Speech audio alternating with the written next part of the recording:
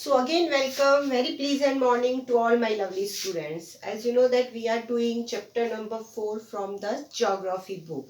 And this is your lecture 3. Fine. In previous 2 lecture, we have discussed about the economic activity, primary, secondary, tertiary. Then next lectures was about the types of farming, in which we have discussed about the subsistence farming, primitives, intensive and also commercial farming, जिसमें हमने plantations बहुत सारी चीजें discuss की. Now today's topic is major crops, कि mostly India में ऐसी कौन सी मेजर क्रॉप्स हैं जो ग्रो की जाती हैं. तो इस शॉर्ट में हम इसको डिस्कस करेंगे.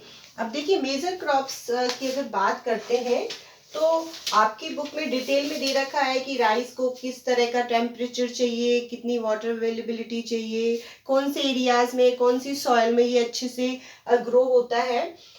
उससे पहले I am explaining that major crops, हमने यहाँ पे क्रॉप्स को भी 3 टाइप्स में क्लासिफाइड कर दिया है. फाइन. सबसे पहला है food crops. Fine. Food crops इसमें है राइस, वीट, मिलेट्स एंड मेज. These are the food crops. Fine. Second is fiber crops. Fiber crops इसमें है cotton and jute. Fine. Third is beverage crops. The examples is tea and coffee.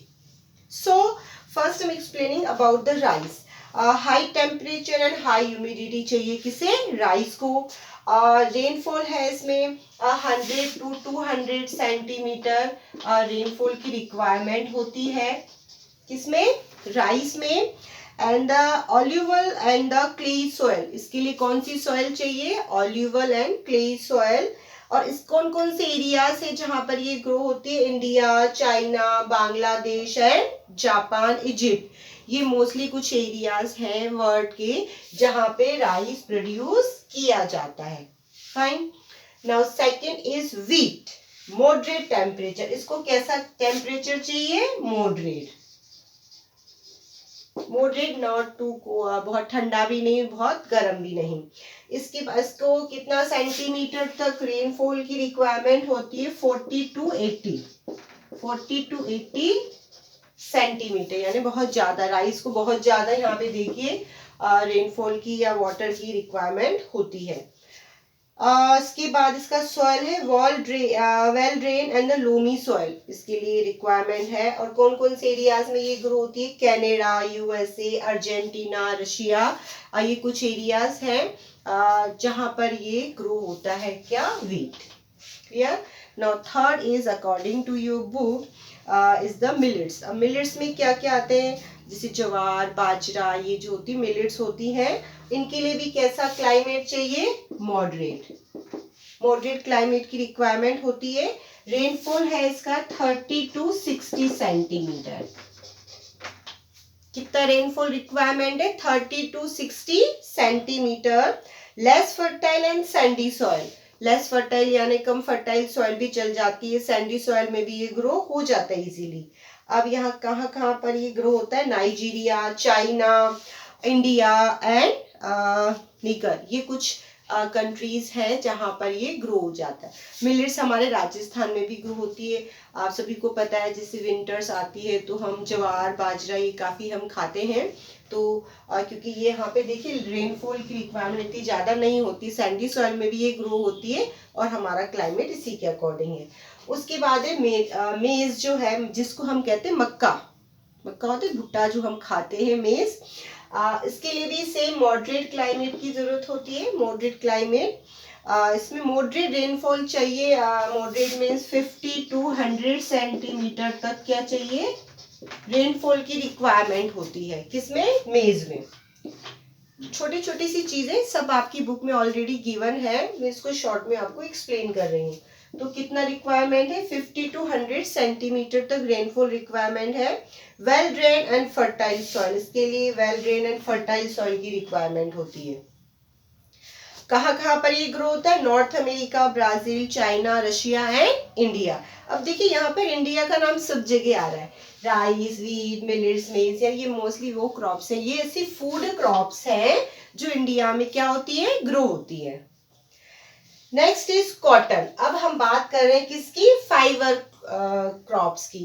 अब हमने जो history में chapter किए थे, आपको पता है टेक्सटाइल का, कि कॉटन यहाँ पे ग्रो होता था, फिर यहाँ से कहाँ जाता था? यूरोप में। बहुत ज़्यादा डिमांड थी किसकी? कॉटन टेक्सटाइल की। तो कहीं ना कहीं हमारा पास्ट जो है कॉटन से जुड़ा हुआ है। अगर हम यूं कहें कि कॉटन शुरू से ही यहाँ पे यहाँ की सॉयल, यहाँ का क्लाइमेट किसके अकॉर्डिंग था कि कॉटन यहाँ पे ग्रो हो सके। तो अब कॉटन के लिए देखिए, high temperatures 210 Frost free days, यानी कि कॉटन के लिए हाई टेम्परेचर की रिक्वायरमेंट है।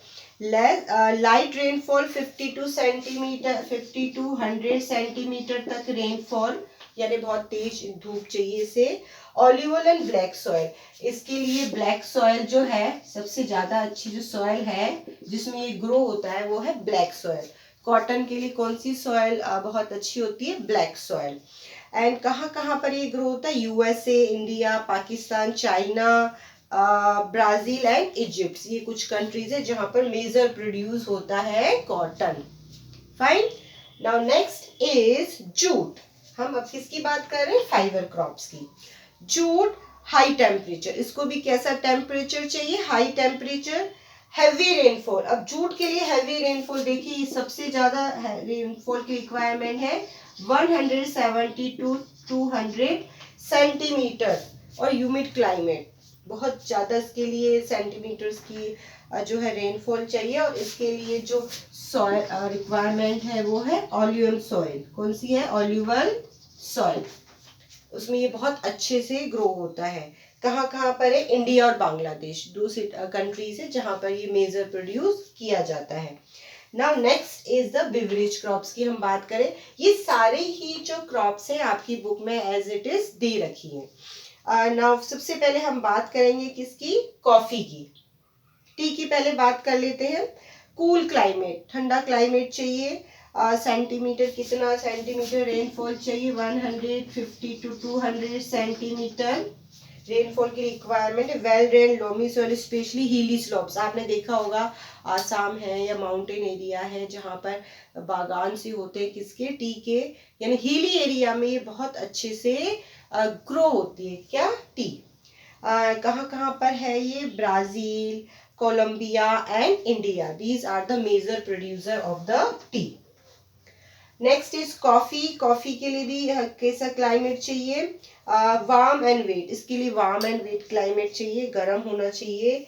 इसका भी सेम ही है, इतना ही इसको भी सेंटीमीटर रेनफॉल की रिक्वायरमेंट होती है। And then well drain loamy soil and the gentle slopes, sloping area जो होती है, ढलान एरिया है, वहां पर ये ग्रो होती है। और ये कहाँ कहाँ पर ग्रो होती है? केन्या है, India, China and Sri Lanka. These are the countries where it is the major grow.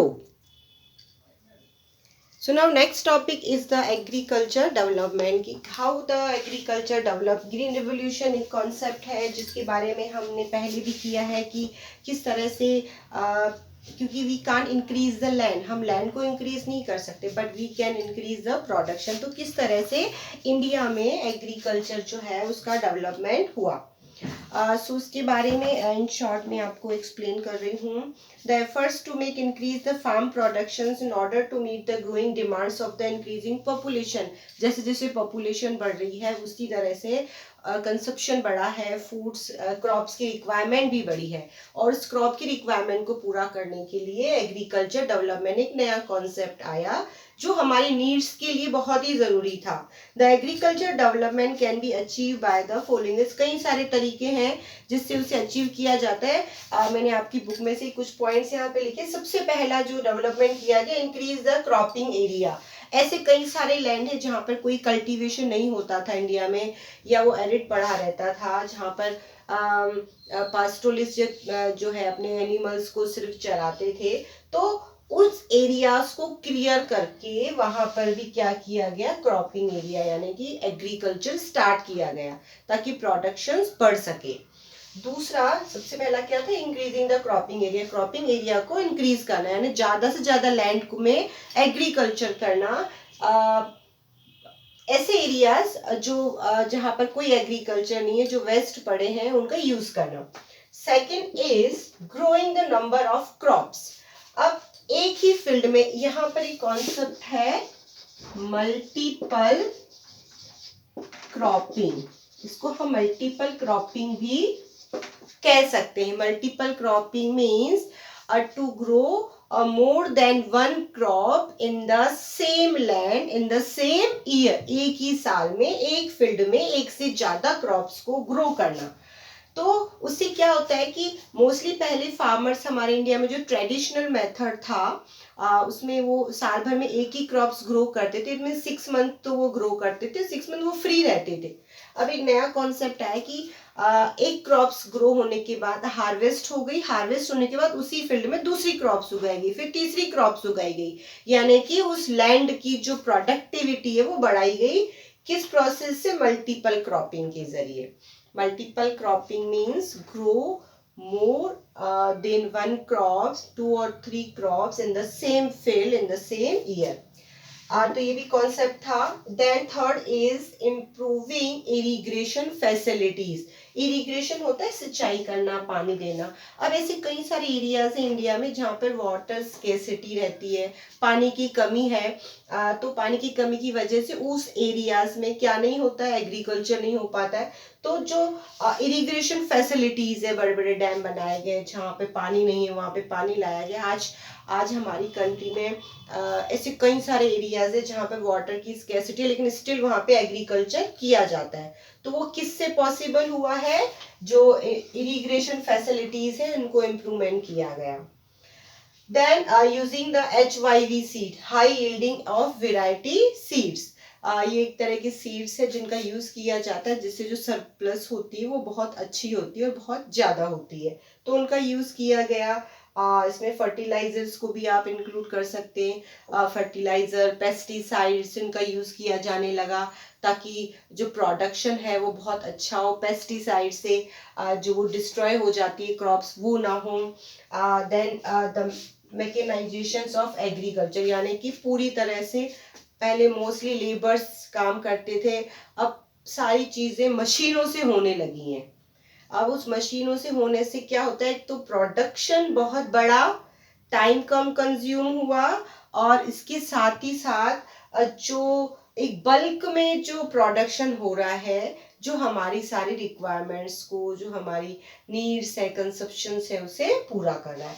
तो there are some agriculture development which held in India before 1960 के बाद, 60 के बाद एक कॉन्सेप्ट आया था ग्रीन रेवोल्यूशन। क्या कहते हैं उसे? Green revolution. What was the concept of green revolution? This is the concept in which we have started to using multiple cropping and modern farming method, ये दोनों यूज होने लगे। मॉडर्न फार्मिंग मेथड में सारे नए जो मशीनरीज आ गई, and multiple में बहुत सारी क्रॉप्स ग्रो होने लगी, यानी सेम फील्ड में हम बहुत सारा ग्रो करने लगे। 1960 से पहले हमारा प्रोडक्शन इतना ज़्यादा नहीं था पॉपुलेशन के अकॉर्डिंग, लेकिन ग्रीन रिवोल्यूशन के कॉन्सेप्ट आने के बाद हमारा जो प्रोडक्शन है वो बहुत ज़्यादा बढ़ गया, और हम इतना ग्रो करने लगे कि हम बाकी की कंट्रीज को भी एक्सपोर्ट करने लगे वो सारी चीज़ें। नाउ लास्ट के 2 पॉइंट्स हैं आपकी बुक के, एक है a farm in India and a farm in the USA। इन दोनों पैराग्राफ्स को आप रीड करेंगे, क्या क्या डिफरेंसेस हैं। सबसे पहले इंडिया का जो मेन कॉन्सेप्ट है, a farm in India. Farm in India में कि एक फार्म जो है वो इंडिया में है, farm in India and in USA। इन दोनों को लेकर कि आप किस तरह से दोनों को कंपेयर कर रहे हैं। In India farmers do agriculture practice with the help of their family members. Mostly farmers जो होते हैं हमारे इंडिया में, जो विलेजेस में फार्मर्स होते हैं, उनकी जो सारे फैमिली मेंबर्स हैं वो फील्ड में लगे रहते हैं, यानी खेतों में काम करते हैं। दे take credit from the bank and or the sources to buy the agriculture implement.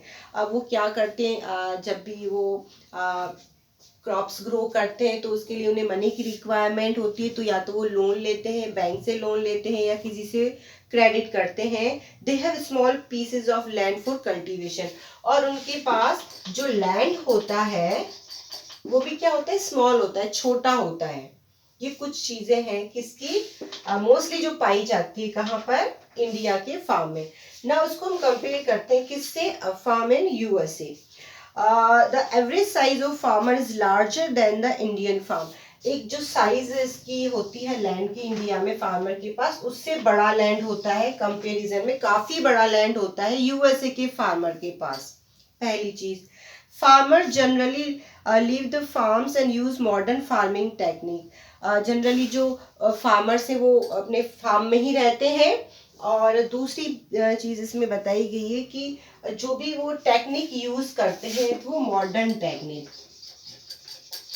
Technique use करते हैं. ये ट्रेडिशनल मोस्टली यूज करते हैं, यानी सब फार्मर नहीं यूज कर पाते हैं इंडिया के.